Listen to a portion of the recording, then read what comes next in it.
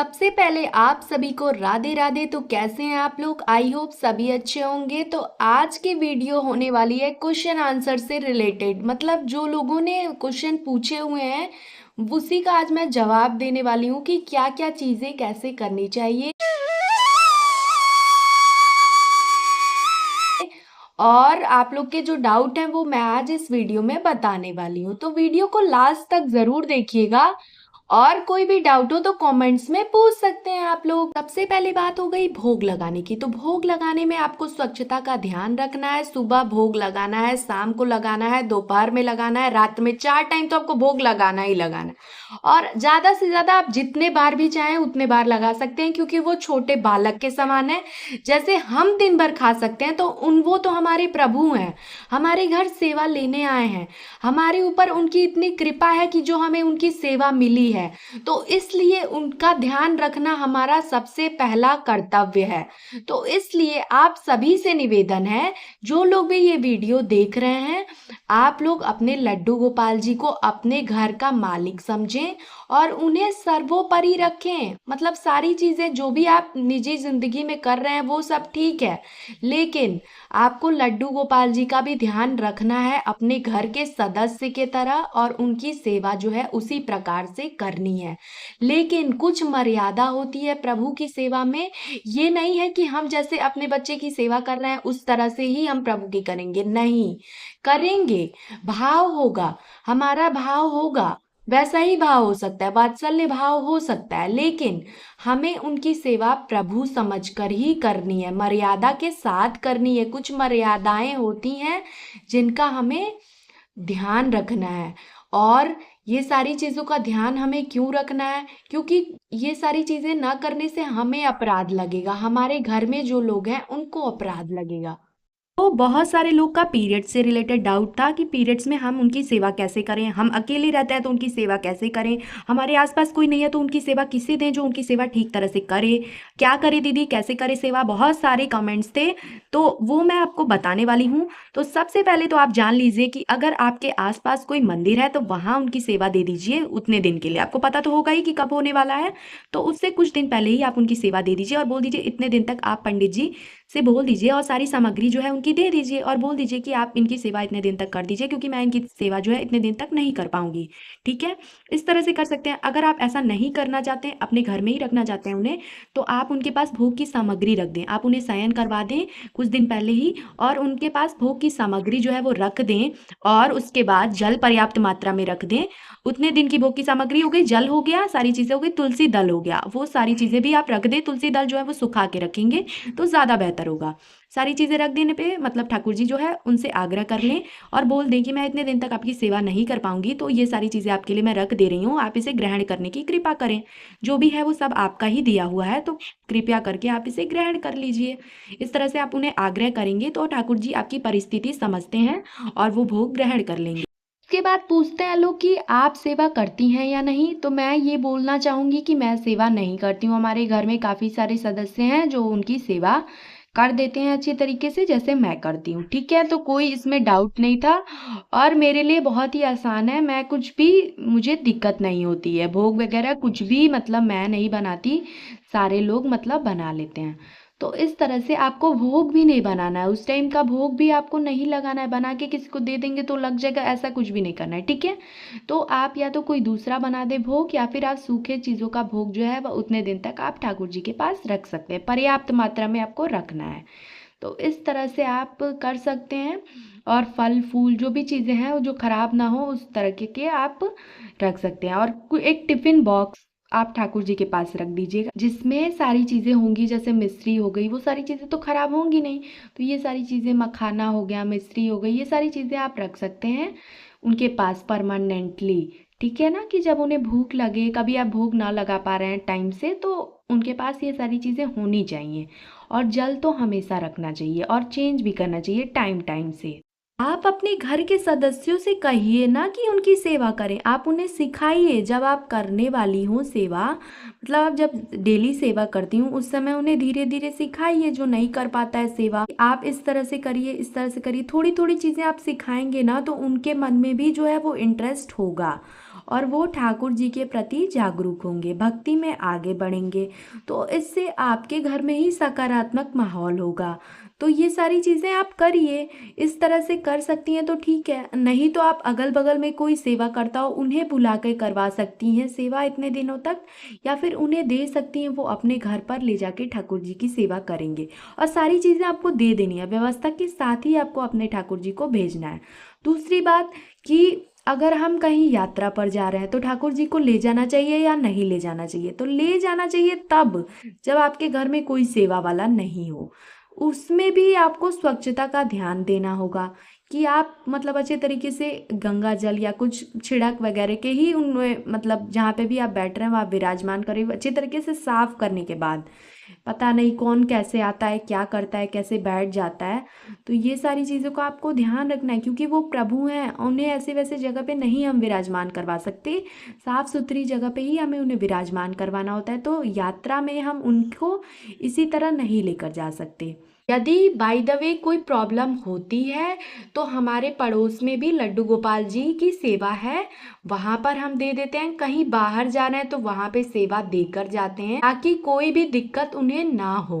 रास्ते में हम उन्हें ज़्यादा नहीं लेकर जाते, अभी तक तो हम उन्हें कहीं सफ़र पर नहीं लेकर गए हैं। बहुत सारे लोगों को मैं देखती हूँ जो लोग सफ़र पे भी लड्डू गोपाल जी को ले जा, आप ले जाइए, आपके घर में कोई सेवा करने वाला नहीं है तो आपको ले जाना चाहिए, लेकिन स्वच्छता का हमें ध्यान रखना होता है। वो सारी चीज़ें उतनी ज़्यादा अच्छे तरीके से व्यवस्था नहीं हो पाती, हम कहीं भी सफ़र करते हैं तो इसलिए मैं उनकी सेवा में कोई कमी नहीं रखना चाहती हूँ।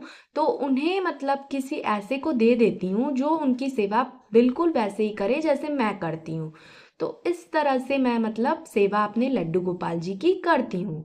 और रही बात पीरियड्स की, तो उस टाइम पे अगर आपके घर में कोई नहीं है तो आप उनकी सेवा जो है मतलब भोग जो है, जितने दिन आप मतलब पीरियड में सेवा नहीं करते हैं उतने दिन जो है वो उनका भोग, सूखी चीज़ों का भोग आप उनके पास रख दें। जल, पर्याप्त जल भर के रख दें जिससे उतने दिनों तक वो जल ग्रहण कर लें। ठीक है, उसके बाद जब आप सेवा करें तो उनसे निवेदन करके और सेवा जो है वो स्टार्ट कर सकते हैं। ठीक है, तो इस तरह से आप उनकी सेवा कर सकते हैं, कोई कमी ना हो उनकी सेवा में, सारी चीज़ें आप पर्याप्त मात्रा में वहाँ पर रख दें और उनसे निवेदन कर दें। और सूखी तुलसी जो है वो भी उनके पास रख दें जिससे वो भोग रहे। बहुत सारे लोग ये पूछते हैं दीदी आप कितने बजे अपने लड्डू गोपाल जी को उठाती हैं?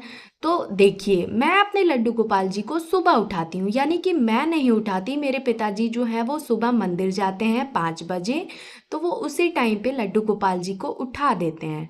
अब ठंडी आ रही है तो थोड़ा उन्हें लेट उठाएंगे, काफ़ी ठंडी आने वाली है, मतलब अब धीरे धीरे यहाँ पर शीत जो गिरती है ना वो वैसी शीत जो है वो देवरिया में गिर रही है, तो इसलिए हम उन्हें थोड़ा लेट उठाएंगे। मान लीजिए 6 बजे उठा सकते हैं, 6:30 बजे उठा सकते हैं। इस तरह से जो है वो भोग लगाया जाता है, उन्हें मंगला में भोग लगाया जाता है, फिर श्रृंगार के बाद ऐसे ऐसे करके कई बार उन्हें भोग लगाया जाता है। तो ये चीज़ें हो गई भोग लगाने की, भोग बनाने की।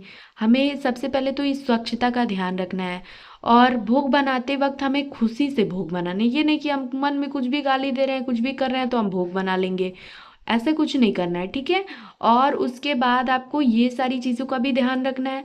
फिर भोग लगाते वक्त हम नॉर्मल किसी भी संप्रदाय से नहीं हैं। ठीक है, हम किसी संप्रदाय से नहीं है तो हम नॉर्मल तरीके से पूजा करते हैं, नॉर्मल तरीके से भोग लगाते हैं। बहुत सारे लोग संप्रदाय से जुड़े होते हैं तो वो उस हिसाब से उनके नियम होते हैं और वैसे ही वो नियम का पालन करते हैं। हम तो गृहस्थ जीवन में है तो हम नॉर्मल तरीके से पूजा करते हैं, तो नॉर्मल तरीके से ही मैं आपको बता रही हूँ कि हमें जो है वो भोग लगाने में तुलसी दल का प्रयोग करना है, और तुलसी दल जो है वो जल में भी अर्पित करना है और जो भी हम भोग लगा रहे हैं उसमें भी अर्पित करके ही हमें उन्हें ठाकुर जी से आग्रह करना है कि आप भोग को स्वीकार करिए। अब भोग स्वीकार करेंगे कैसे? आप या तो उन्हें अपने हाथों से पधराइए, आपका जैसा भाव है, या फिर आप 15-20 मिनट के लिए वहाँ पर छोड़ दीजिए और उन्हें भोग लगाने के लिए आग्रह करिए कि आप प्लीज़ ये भोग लगा लीजिए। दूसरी बात, अगर आपके घर में सेवा करने वाला कोई है तो आप उन्हें लेकर मत जाइए, आराम से उन्हें घर में रहने दीजिए और कोई दिक्कत नहीं है। आप जाइए, जहाँ पर भी आप जा रहे हैं वहाँ से पूजा करके आइए, उनके लिए कुछ लेकर आइए। सबसे बड़ी बात, उनके लिए वस्त्र लेते आइए, उनके लिए कुछ नया चीज़ लेकर आइए, आप गिफ्ट लेकर आइए, उनके लिए बहुत सारी चीज़ें मिलती हैं। तो वो सारी चीज़ें आप ला सकते हैं उनके लिए, वो भी खुश हो जाएँगे। वो ऐसे मतलब मटेरियल चीज़ों से खुश नहीं होते, वो आपके भाव से खुश होते हैं कि ये मेरा कितना ध्यान रख रहा है, मेरी कितनी सेवा कर रहा है, मेरी कितनी भक्ति कर रहा है, मेरा कितना नाम जप रहा है। इस तरह से आप नाम जाप करिए, ज़्यादा से ज़्यादा प्रभु का नाम लीजिए दिन भर में जितना ज़्यादा हो सके। आप काम दूसरे भी करते रहिए, काउंटर साथ में ले लीजिए, काउंटर से आप नाम जाप करते रहिए। जो भी नाम आपको प्रिय हो उस नाम से आप जाप करिए। कोई ज़रूरी नहीं है कि इस मंत्र से ही जाप करेंगे तो होगा, ठीक है? आप नाम जाप कोई भी भगवान का नाम एक ले लीजिए, उसका नाम लगातार जप करिए।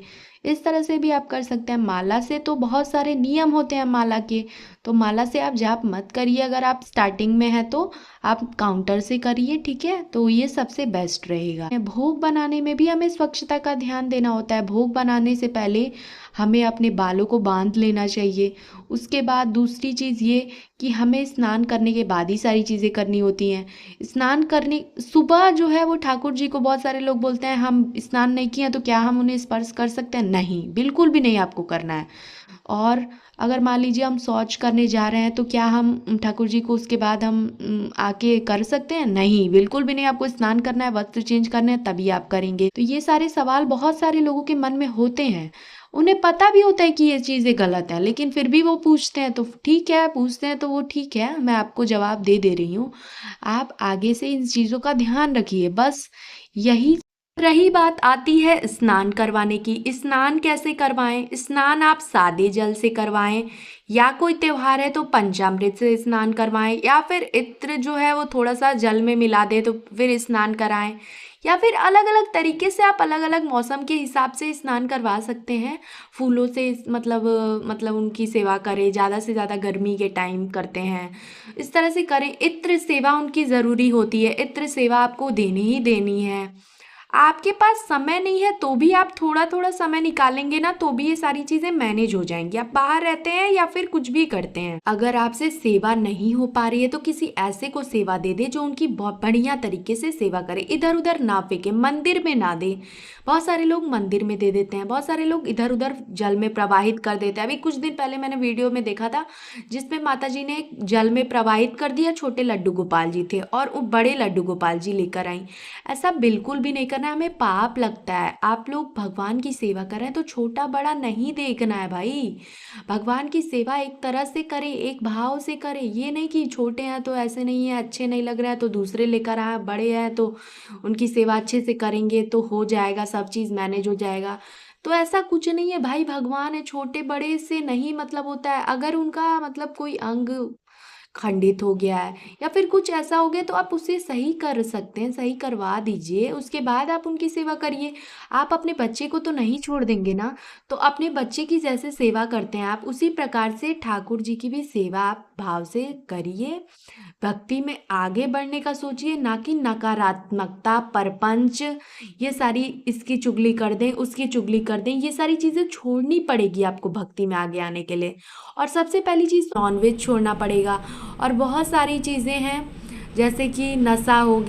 उसके बाद रही बात आती है कैसे कौन से समय कितनी सेवा देनी है, हमें सुलाना है, कितनी बार सुलाना है। आप दोपहर में सुलाइए, रात्रि में सुलाइए, 2 बार आपको सुलाना है उन्हें।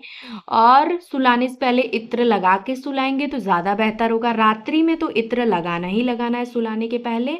तो आप छोटी डिब्बी इत्र खरीद सकते हैं, थोड़े थोड़े मतलब अलग अलग मौसम के हिसाब से इत्र अब तो मार्केट में मिलते हैं। और एक चीज़ का ध्यान रखना है, अल्कोहल फ्री इत्र हो जो ठाकुर जी को जलन ना करे। फालतू की मतलब इधर उधर से देख लिया, कुछ भी मंगवा लिया, ऐसा नहीं है। सारी चीज़ों को जांच परख के ही आप लेंगे और जांच परख के बाद ही आप ठाकुर जी पे उसको लगाएंगे। ये नहीं है कि कुछ भी लगा दिया, कैसे भी कर दी सेवा, कुछ भी कर दिया, तो इस तरह से नहीं करना है। तो आज का इतना ही सारा सवाल था, और मैं अगले वीडियो में आपको बताऊंगी कि और भी जो डाउट हो लोगों के मन में वो आप लोग पूछ सकते हैं। और तब तक के लिए राधे राधे, जय श्री कृष्ण, हरि बोल।